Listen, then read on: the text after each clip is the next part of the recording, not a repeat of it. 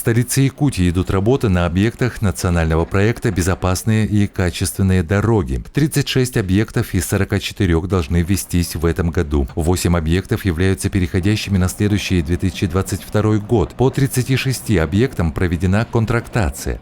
На 27 объектах работы ведутся. На объекте нацпроекта по улице Халтурина в качестве субподрядчика работает городское предприятие АО «Якутдорстрой». В данное время мы заканчиваем установку магистрального бордюрного камня по правой стороне.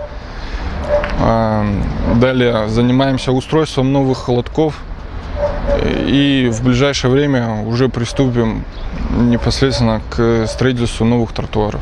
Сейчас делаем бордюр, то уже, во-первых, представление будем иметь о высоте нового слоя асфальтобетона.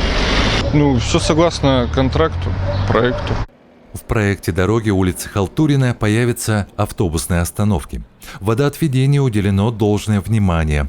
Коллектив АО «Якутдорстрой» намерен выполнить работы в срок.